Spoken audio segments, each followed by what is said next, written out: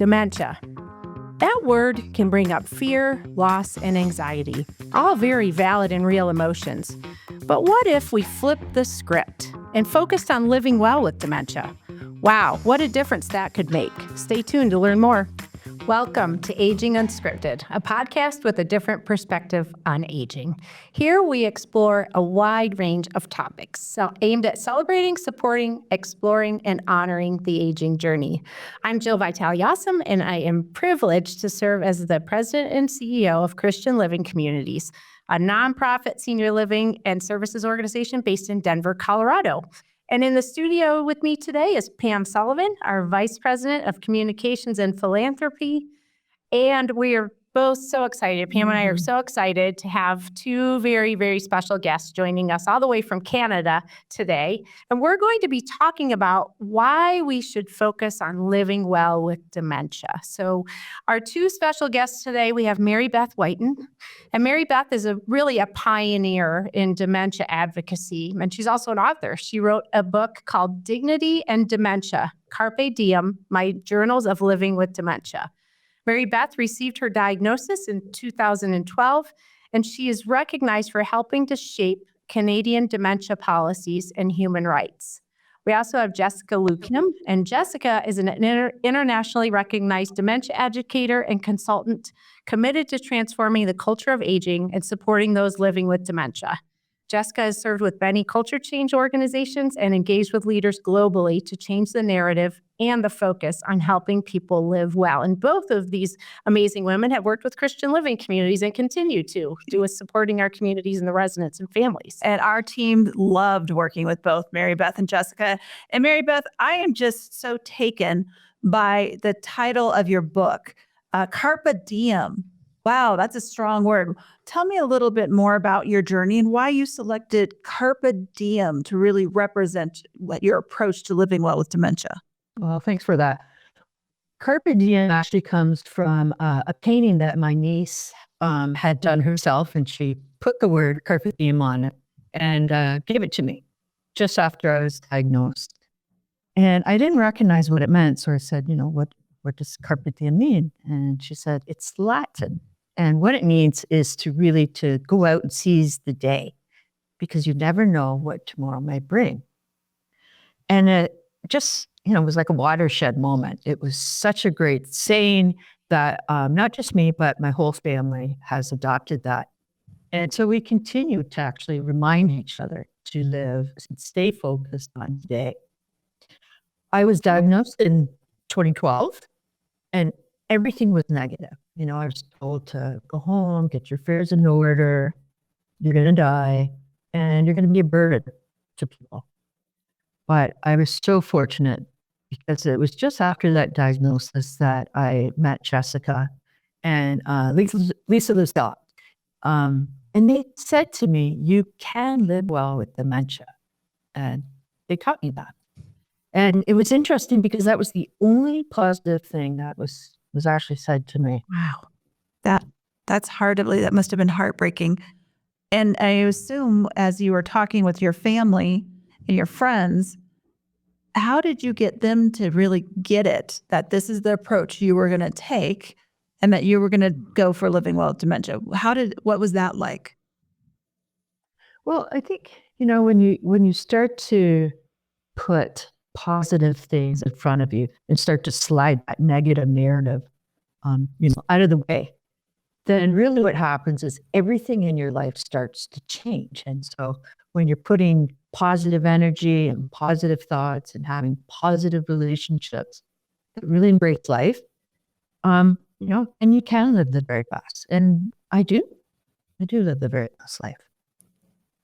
That's wonderful, Mary Beth. Thank you for sharing that. That I think is a powerful message that hearing it directly from you really gives hope and light to people who have received a diagnosis. Yeah, it's a different approach. And yes, it's not normally what we hear. And I can imagine, and I hear that from you, Mary Beth, what a positive impact that's had on your life, just that change in mind shift about it. Yeah. And Jessica, so At the Christian Living Communities, we work very closely with the Eden Alternative and have for many, many years. And we'll put a link in the show notes to learn more about the Eden Alternative. But, when you came out and talked with our team, you talked a lot about the Eden Alternative domains of well-being and how focusing on that can really support a life worth living and living well with dementia. So can you talk a little bit more about that? Absolutely. First, let's take a step back and recognize the fact that every single one of us wants to live well, regardless if we have dementia or not, right? And as Dr. Bill Thomas, the co-founder of the Eden Alternative, once said, well-being is elusive, highly subjective, and the most valuable of all human possessions. When I've had the chance to ask people living with dementia what they need to live well, and Mary Beth and I have had tons of conversations around this, what people living with dementia have told me aligns with the Eden Alternative's 7 domains of well-being. And so the first domain is identity, being well known, recognizing that there are so many different identities that shape us, and we have a history. The second domain is connected. Can we real quick, Jessica, I have a question about that. Mary Beth, when you got your diagnosis, did you see your identity did you see others shift your identity from Mary Beth, the wonderful person you were, to Mary Beth, the person with dementia? Yeah, it shifted almost immediately. In fact, as soon as it came out, then doctors started to not look at me anymore. Was speaking to my partner. I was told I was a very successful person in the business world and athletic world, and and all of a sudden I couldn't do anything anymore. Everyone was saying I couldn't do anything anymore. So yeah, it had a huge impact. And losing that identity would be just so hard. So, Jessica, I didn't mean to interrupt you there, but it just really struck me how that is one of the first things that is stripped away from somebody living well with dementia, and how we as a society need to not do that. Right. Stop doing that. Absolutely. I think the other thing is connectedness. Too many people living with dementia have told me soon after a diagnosis, and when people have learned that they have dementia, they start pulling away. And so connectedness is something that we need to keep in mind, because we are all biologically hardwired to want to connect. We need to have relationships with people, our community, with time, place, and nature. And that's really important to support our well-being. Jessica, jump in really quick on that too. Sorry, instead of thinking about, Richard Taylor, who, of course, a lot of people know who Richard Taylor was. He was a very fierce dementia advocate. And I remember a video of him saying, people would say to me after I got a diagnosis, well, I don't know what to say to you. He said, say hello, right? And so anyway, sorry again to interrupt you on that, but that connectedness really is so important.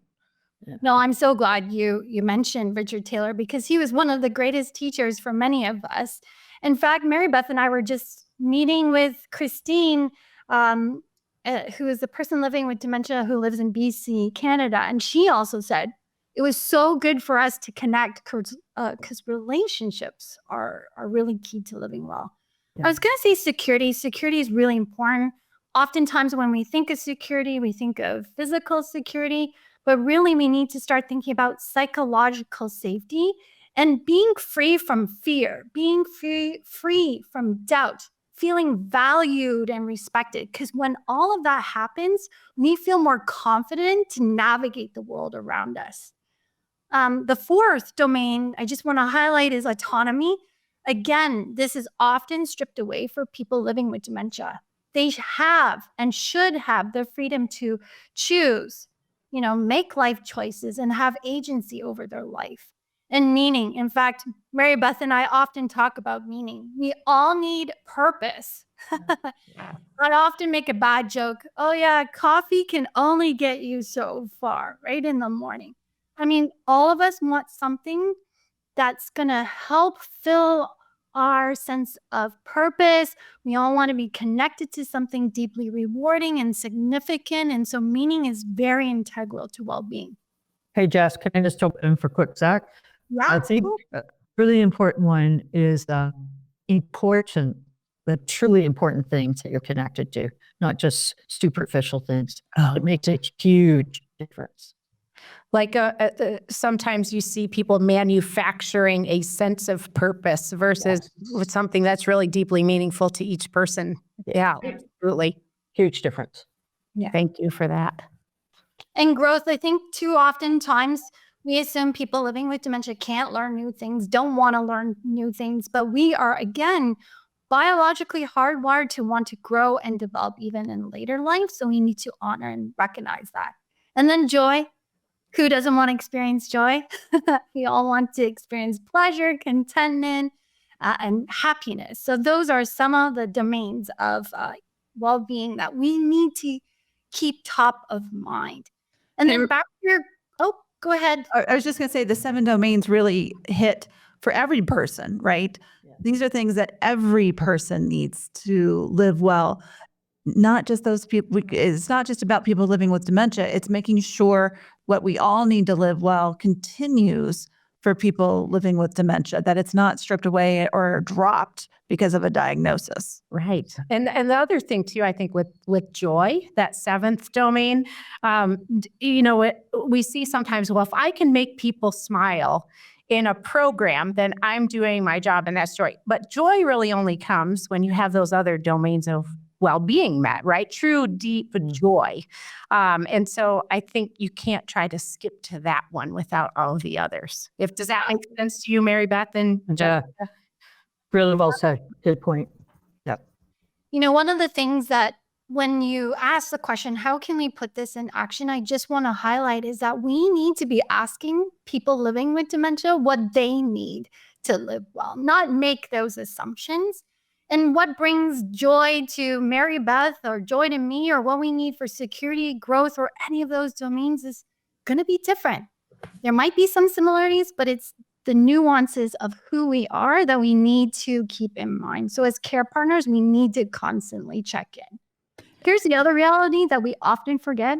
We as humans, we're constantly evolving and changing. Our circumstances change. So that's why we need to continuously check in too, not just one and done.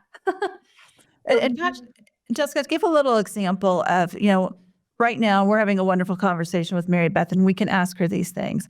But there are times in various dementia journeys that people can no longer tell us verbally what they need. What are those tips that a family caregiver, a care partner in a senior living community that help still get at all of those domains without having to have a spoken sentence? I think when we deeply know someone, we can tell what would help and what would erode it. And I think part of what we need to remember is that our body language, our tone and voice, not just the words, can give indication of what's helpful to me. I often share the example of my day center experience. We had a client by the name of Pauline, and she didn't verbalize a lot of words, but she hummed. And what we quickly learned over time is that when she was fearful, when things weren't feeling safe for her, her tone would go up, the vibrato would go quicker, and she would show us through her body language that she was not feeling safe. And then she would also tell us with her big facial expressions, with her laugh, with her smile, when she was feeling really good. So observation is something that I would say we need to do better at, sitting back, observing, and reading the person. Yeah. So, when you're saying that, Jessica, I was really thinking about how the very prevalent model, the biomedical model, doesn't teach us things like that, right? It says, here are the phases and the stages that everyone will go through, and here's what physically happens to the brain and all of those focus areas. So, and both are important, right? There are biomedical conversations that can be helpful, but how do you make space for both and not just leave it at that one that is really kind of limiting? Yeah, I agree with you, Jill. There's room for both approaches. The biomedical model is important for understanding the diseases and conditions which cause dementia. But like you said, it misses viewing the person as a whole and identifying what they need to live each and every day really well. So what we can do to make room is first education, right? To understand the medical treatment, the role is to help detect and treat illness and injuries, but there's a danger with it, a potential danger to just look at what's wrong with the person instead of what's right. What are their strengths? What are their abilities? What makes them unique and simply human? Because when we fail to do that, we put people into boxes. If I could just add, one other thing is to balance the biomedical definition with a new definition of dementia that really focuses on the experience of people living with dementia. Like Richard Taylor said, if you know one person living with dementia, you know one.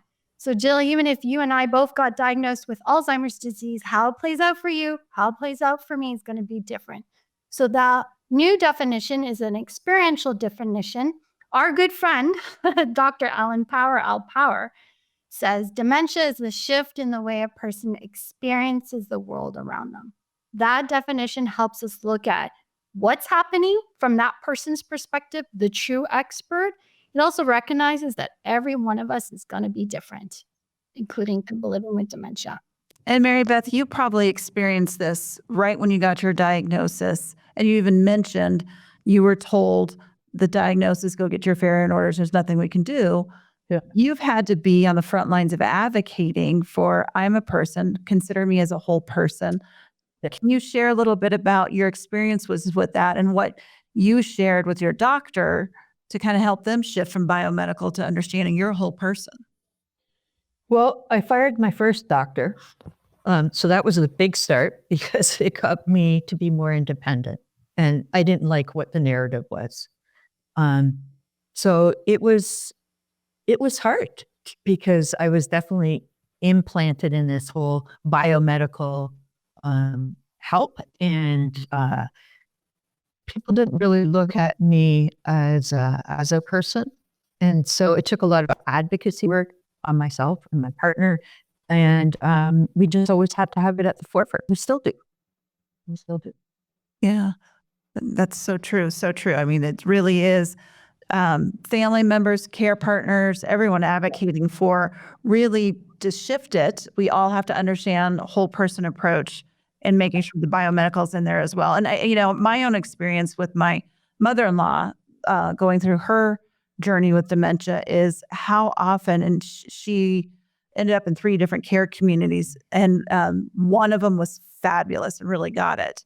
The other one, I tried to explain who she was, and they just reminded me to put her name in the tag of her shirt and bring her telephone. It was very institutional. So I think that's a lot of work that we have to do right now in this country, well, throughout the world, really. It's really shifting from really checking the task list of what it's like to support somebody living with dementia and really looking at them as a whole person and that personal care plan. Even if you're not in a senior living community, you're supporting somebody at home, understanding and doing that work to know them well. Yeah.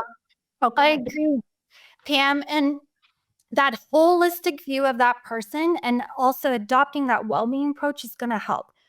As care partners, it could be as simple as adopting the 7 domains and adding questions into our assessment tools that move us away from just looking at people through, they need this help, that help, they have this change, right? It's looking at what do they need for meaning, growth, all of that really important stuff. It could be about huddles, having team huddles and saying, hey, what do you think is helpful for Mary Beth? What's getting in the way of her experiencing well-being? What do we need to do differently? Just going back to how does a person with dementia communicate to you when the words are lessened? Look in their eyes. Our eyes, the old saying, the eyes are the window to the soul. So true. Just by looking into someone's eyes, whether they're blank or they're sparkling. My mom's eyes she had Alzheimer's, used to sparkle when she felt joy. She wasn't speaking anymore. Every once in a while, her eyes would sparkle, and it was just awesome to see us. Yes, absolutely. That is awesome. And I think a little bit about in our community, some of just like little language changes, like we said, nurses and no fault of nurses and our care partners, but because this is what we've been taught, but charting things like Pam refused whatever it is today. Pam refused breakfast. That sends a whole message that Pam doesn't have the right to make decisions about her own life. And when you switch to Pam chose not to have breakfast this morning, that changes everything. It's such a simple little thing, that and not framing people as having behaviors, right? That if, we're sitting in a room right here, and if somebody came and locked the door right now, I'm going to be knocking on that door trying to get out, and I would be having behaviors. But really, it's just I've got an unmet need that I'm trying to get resolved. And so just those little language things, do you see that happening, Mary Beth and Jessica, that can make a difference? Mary Beth? Language is everything, I think it just simply sets the tone, and just as an example that you gave, just that one or two things, or, Pam refused her cold cereal or her cold breakfast today. That extra little word cold when it was supposed to be hot can tell a lot. So yeah, language is absolutely important, and it will influence how the interactions go on during the day. Yeah, it really does shape how we view someone and then how we interact with that person. And so words do have power. And I remember it just reminds me of a situation. It was our first adult day program we used to have over at a church. And there was a woman there who became agitated every afternoon. So the team there, instead of saying she becomes agitated every afternoon, they dug a little deeper, talked to her family, and understood her previous responsibilities in the afternoon. She was responsible for getting the children from the bus stop and getting the home ready for somebody to come home. So because they did that detective work, they understood what her unmet need was. She needed to prepare the home. She was used to doing that. And so she prepared the adult day program, the space every day in the afternoon. And it made her happy. It made everyone around her happy. But it was that little bit of detective work too. So I think that's really important. And the whole getting to know somebody and being well known. If you really truly know somebody, then you're going to be better off in supporting them living well with dementia. Yeah. And with families too, right? Families, if the person can't speak for themselves, families can help us understand too, right? And friends. So. And not to blame dementia as the reason too. I love your point about doing that detective work and finding out what are the factors that are impacting that person to express themselves in that certain way. I think the other thing that we often miss is that we tend to focus on the negative human expressions and areas of need, but we have a full range of expressions. So what are we doing to support that as well? And that's the other thing that we should be also looking at. Yes, absolutely. Mary Beth, do you have any last words of advice for people out there listening today? Well, I think it's important to remember that a person living with dementia, it's not all about the cure for us. I think scientists have kind of taken that on back in that biomedical model. We're very much focused in on today and trying to live the best day that we can. And the fact of it is we're doing that. I mean, there's people all around the world who are living really well with dementia. So it can be done. And part of that is that cognizant of staying focused on the positive and moving that negative aside. Thank you. Those are some good words of wisdom for all of us, Mary Beth. Thank you. And we are at time, unfortunately. I wish we could have talked for hours longer, but I really want to thank you, Mary Beth, and thank you, Jessica. Thank you, Pam, for being here today and sharing your insights and your stories. I think that this will make an impact for people who are joining us, either listening or watching this podcast today. We will put a link to Mary Beth's book and Jessica's resource list in our podcast notes. And I want to thank everybody for joining us here today for Aging Unscripted. It's a reminder that aging is indeed unscripted. We all have our own journeys that are as individual as we are, and there's no rules. And aging, we have to always remember this too, is not a gift that everyone gets. And elderhood is a sacred phase of life that should be honored and celebrated. Thank you, everybody, for joining us. you.